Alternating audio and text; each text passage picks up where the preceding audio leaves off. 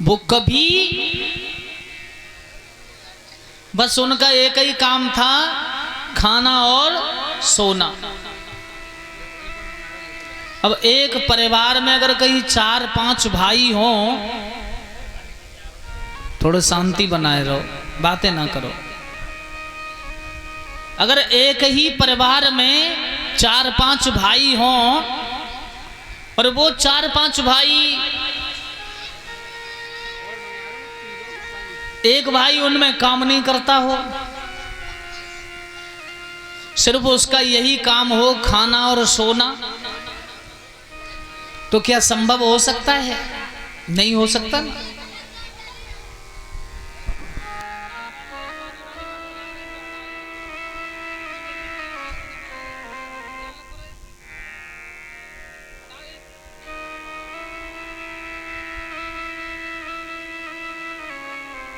अब मत ले गए ये पानी, ले जाओ उसे। इन बच्चों को प्यास नहीं लगेगी फिर भी पिएंगे। अगर किसी परिवार में 4-5 भाई हों और 4-5 भाइयों में एक भाई अगर काम नहीं करता और वो ठाली रहता है तो उसे उसका जीना दुश्वार है। परीक्षित महाराज, लेकिन उनका एक ही काम था, खाना और सोना।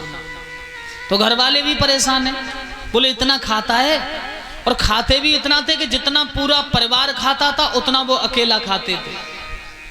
तो घर वाले दुखी हो गए, बोले सबसे ज्यादा खाते हैं और तुम कहीं चले जाओ। सो एक दिन मन में भाव आया, सोचने लगे ये घर वाले भी दुखी हैं, 1-2 जोड़ी कपड़ा लिए और वहां से चल दिए।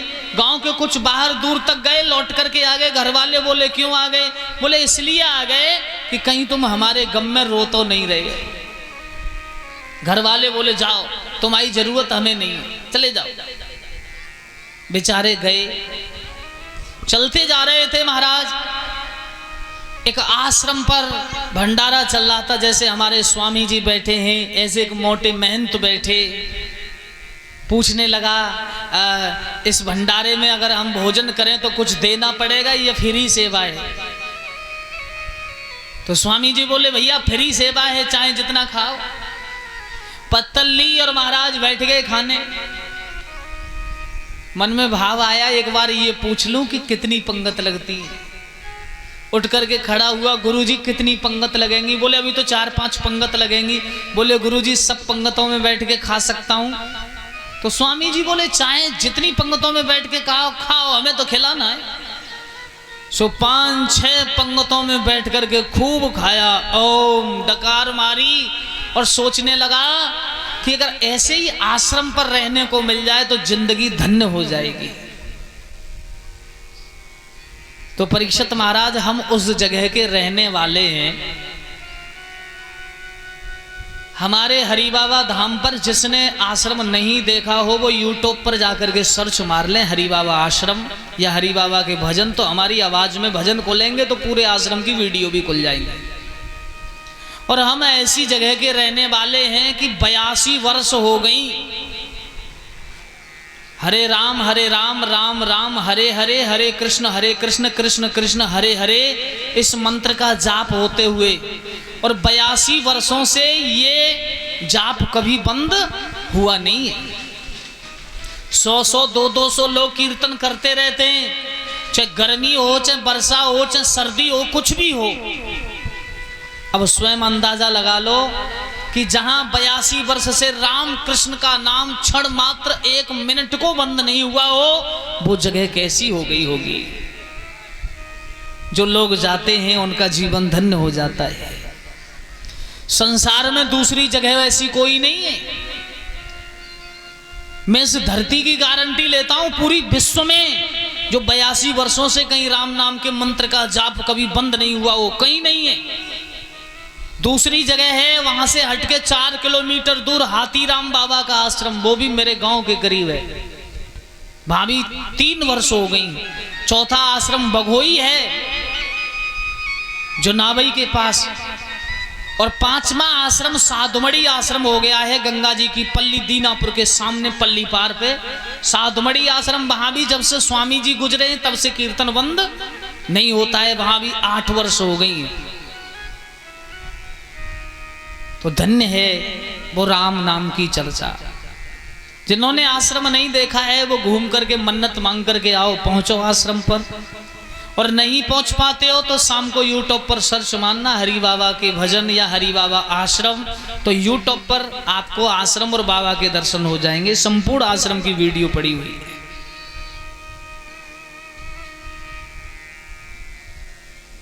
हमारे यहाँ हजारों कमरे हैं और ज्यादा नहीं रहते हैं तो कम से कम 500 से ज्यादा संत इस समय रहते हैं।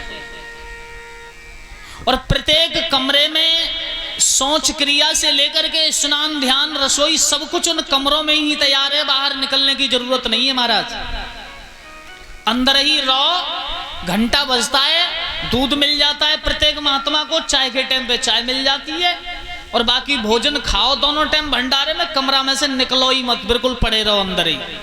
कोई संतों से ये कहने वाला नहीं तुम यहाँ क्या कर रहे हो क्या नहीं कर रहे। खाओ और कमराओं के अंदर पंखे लगे हुए हैं, भजन करो, सो आनंद लो। तो सोचने लगा अगर आश्रम रहने को मिल जाए तो जीवन धन्य हो जाएगा। बाबा जी बोले यहीं रह लो, तो कहने लगा वाह रह लेंगे कुछ दिन। एक कमरा की चाबी मिली, वहीं रहने लगे। और जिस समय रहने लगे, सुबह उठते हैं, नाश्ता मिलता है, चाय मिलती है, भोजन मिलता है भंडारे में। एक दिन भगवान की कृपा से एकादशी आ गई और जिस समय एकादशी आई उस दिन उठे। और जिस दिन उठे बराबर वाले कमरा की ओर देखो तो बाऊ में कोई काऊ से ना बोल रहा हो, इधर देखा इधर भी कोई किसी से नहीं बोलता। सामने रसोई, रसोई में सीधी नजर गई तो रसोई में भी खटपट झट कुछ नहीं हो रही। पड़ोसी से पूछा रे आज आश्रम में कुछ बन नहीं रहा। बोला भैया सब लोग वैष्णव हैं, आज एकादशी है, हम सब लोग व्रत हैं, आज कुछ खाने को नहीं मिलेगा। सोचने लगा अगर खाने को नहीं मिला तो हमारी तो राम नाम सत्य हो जाएगी शाम तक। स्वामी जी के पास पहुंचा और स्वामी जी से एक बात कही, बाबा जी एक बात बताओ आज आश्रम में कुछ बन नहीं रहा है। बाबा जी बोले कुछ नहीं बनना। क्यों? अरे क्यों नहीं बनना? बोले आज सब लोग व्रत हैं, तुम भी व्रत रहो, हम वैष्णव हैं। बोला स्वामी जी मैं तो अगली एकादशी देख ही नहीं पाऊंगा।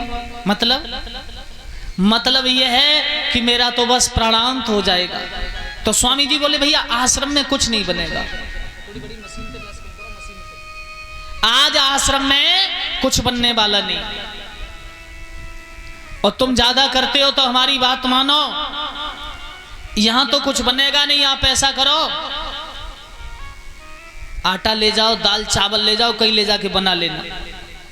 तो कहने लगा मरता क्या नहीं करता। आटा चावल जो भी कुछ था लिया और चला। और जब चला तो गुरुजी ने एक बात कही, सुनो जा तो रहे हो, हमारे प्रभु श्री राम का रघुनाथ जी का भोग लगा देना। बियाबान जंगल में पहुंचा है, एक नदी के किनारे बड़ी सुंदर जगह, और उस बड़ी सुंदर जगह पर जंगल से लकड़ी तोड़ के लाया, नदी से पानी लेकर के आया और बहुत भाव भरा प्रसाद तैयार किया। और जब खाने को बैठा तो एक बात याद आ गई कि ये कहा था कि श्री राम जी का भोग लगा देना। अरे भैया अब दोनों हाथ जोड़े और दोनों हाथ जोड़ के भाव से कहने लगा, पीछे ही बांध दो आगे मत लाना। दोनों भाव भरे हाथ से कहने लगा प्रभु दया करो, दया करो भगवान आ जाओ ना। भगवान नहीं आए। अरे जो रोजाना की तरह आते थे उसी तरह भगवान चले गए। और जिस समय भगवान नहीं आए तो फिर रोने लगा, रो करके कहने लगा आप आते नहीं और आप नहीं आओगे तो मैं भी नहीं खाऊंगा। और जोर जोर से रोने लगा। और जिस समय जोर जोर से रोने लगा भगवान फिर नहीं आए, फिर झुंझलाने लगा है।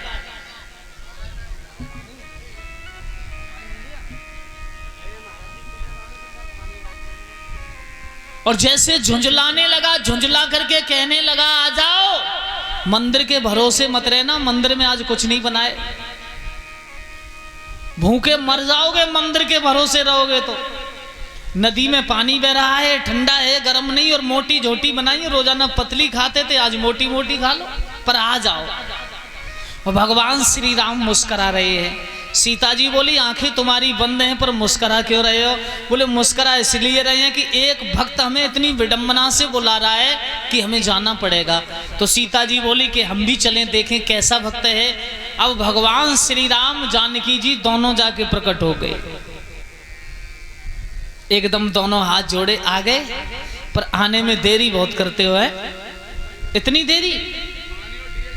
इतनी देरी नहीं होनी चाहिए ना, बहुत देरी करते हो आने में।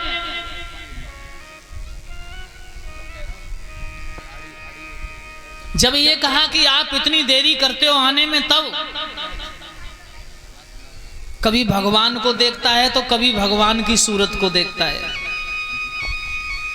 कभी भगवान को देखता है, कभी रोटियों की ओर देखता है। श्री राम जी बोले क्या देख रहे हो? अब बोले कुछ नहीं देख रहा, तुम पाओ। अब भगवान ने भोजन किया, जो कुछ रोटियां बची उस भक्त ने खाई, और दोनों हाथ जोड़ के बोला एक बात बताओ, अगली एकादशी को नेक जल्दी आ जाना, आने में बहुत देरी करते हो। भगवान अंतर्ध्यान हो गए, बोले ठीक है आ जाए। दूसरी एकादशी आई, गुरुजी से जाके कहा गुरुजी आज तो हमारे लिए दूना राशन कर दो, एक हम और दूसरे हमारे भगवान श्री राम माता जानकी जी। गुरुजी सोचने लगे कभी नहाता नहीं, कभी इसने धूप नहीं लगाई, कभी इसने भजन नहीं किया, कभी इसने माला को नहीं जपा, इससे भगवान कहाँ मिल गए?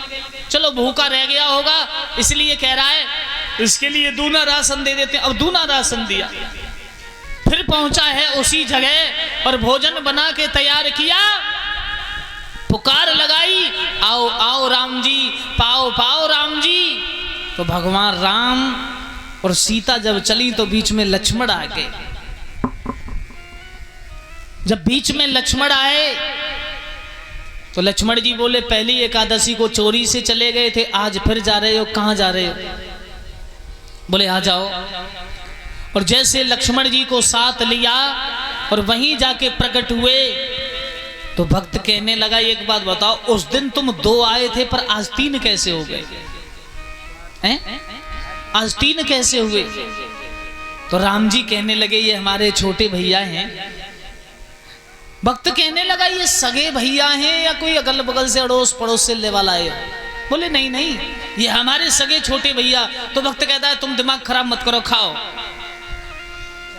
तीनों ने प्रसाद ग्रहण किया और भगवान जब चलवे को तैयार हुए तो भक्त ने दोनों हाथ जोड़े, एक बात कही, एक बात बताते जाओ, अगली एकादशी को कितने आओगे? मैं भूखा रह जाता हूं, इसी तरह से आपकी व्यवस्था करूं। भगवान बोले नहीं नहीं कोई बात नहीं, हम अपने आप आ जाएंगे आ जाएंगे। अब वहां से चले गए। तीसरी एकादशी आई, भक्त ने गुरुजी से कहा कि हमें 3 गुना राशन दे दो। हमारा 2-4 चेला और कहने लगे गुरुजी ये राशन बेचता होगा, हमें सारी जिंदगी माला जपते जपते हो गई, हमने भगवान के दर्शन नहीं किए। अरे ये तो 1 महीना पहले ही आश्रम में आया, इसे भगवान कहाँ मिल गए? चलो देखते हैं। गुरुजी ने राशन तो दिया, लेकिन सब शिष्य इधर उधर झाड़ियों में बैठ करके गुरु सहित देखने लगे ये क्या करेगा। और उसने सोचा कि रोजाना बनाता हूं, आज पहले बुला के देखूं कितने आएंगे। और पुकार लगाई, आओ आओ राम जी, पाओ पाओ राम जी। तो भगवान राम सीता लक्ष्मण चले, बीच में भरत शत्रुघ्न और आ गए। कहाँ जा रहे हो? बोले आप भी आ जाओ। कुछ आगे बढ़े तो क्या देखा, टेढ़ी टांग वाले हनुमान जी और मिल गए। बोले कहाँ जा रहे हो? बोले आप भी आ जाओ। उसी नदी किनारे संपूर्ण राम दरबार प्रकट हुआ है। और भगवान राम ने कहा भैया लाओ पड़ोसो भोजन। तो वक्त कहने लगा आज मैंने बनाया ही नहीं। अरे भगवान बोले तूने क्यों नहीं बनाया? बोले मुझे खाने को नहीं मिलता इसलिए नहीं बनाया। ये रखा है राशन और ये नदी में बह रहा है पानी, बनाओ और खाओ। हनुमान जी लकड़ी तोड़ करके ला रहे हैं, सीता रसोई बना रही है, भरत शत्रुघ्न पानी की व्यवस्था कर रहे हैं।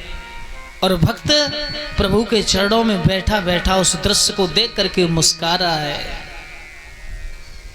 गुरु और अन्य शिष्यों ने देखा तो गुरु की आंखों में आंसू आ गए। धन्य है मेरे शिष्य, धन्य है। कहने का तात्पर्य है कि परमात्मा प्रेम से प्राप्त होता है, ना कि भक्ति करते जाओ, और प्रेम है नहीं तो भगवान मिलने वाले नहीं है। जहां प्रेम है, क्यों, कोई जरूरी नहीं कि ये गुरु ही शिष्य को भगवान से मिलाए, कभी कभी शिष्य भी गुरु को भगवान से मिलाते हैं। भगवान श्री राम सबसे पहले किसके आश्रम में पहुंचे? सुतीक्षण के। अगस्त मुनि के शिष्य थे सुतीक्षण, तो सबसे पहले सुतीक्षण को राम के दर्शन हुए, और सुतीक्षण ने कहा कि कुछ दूर आगे मेरे गुरु अगस्त मुनि रहते हैं, आप प्रभु उन्हें और दर्शन देते चलो। तो सुतीक्षण भगवान श्री राम को लेकर के कहाँ पहुंचे? गुरु आश्रम में। तो गुरु ने कहा था, धन्य है शिष्य, तुम्हारे जैसा शिष्य हो जो हमारे लिए प्रभु श्री राम को हमारे द्वार तक लेकर के आए। बोलिए आनंद कंदु भगवान की, बोलिए भक्त वत्सल भगवान की जय हो। भक्तजनों, अरे बने क्यों नादानी और तुमने राम नाम नहीं जानी, बने क्यों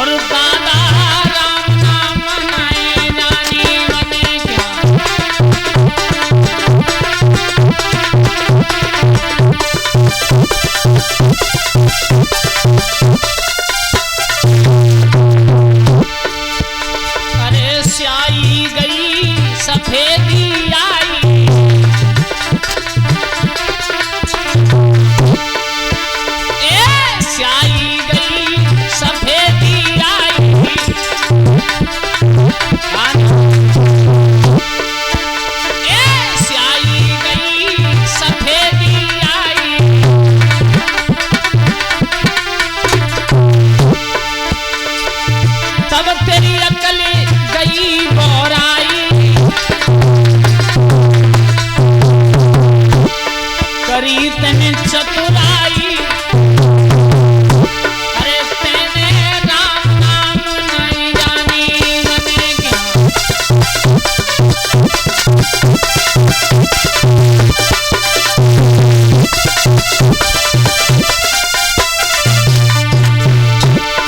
बने क्यों नादान और तुमने राम नाम नहीं जानी बने क्या।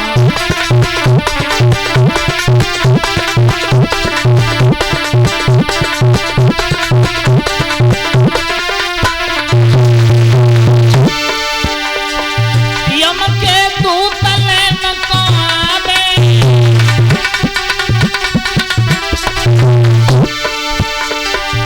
यम के दूत लेन को आवे,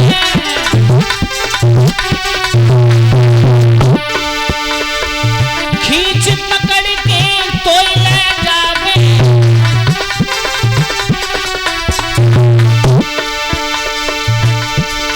भई तब खेचा तेने राम नाम नहीं जानी बने क्या।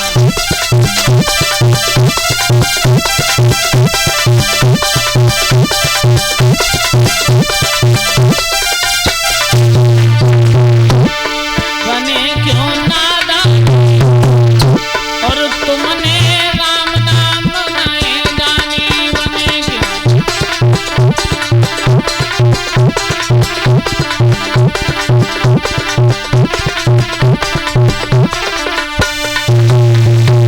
बोलिए आनंद कंद भगवान की। देख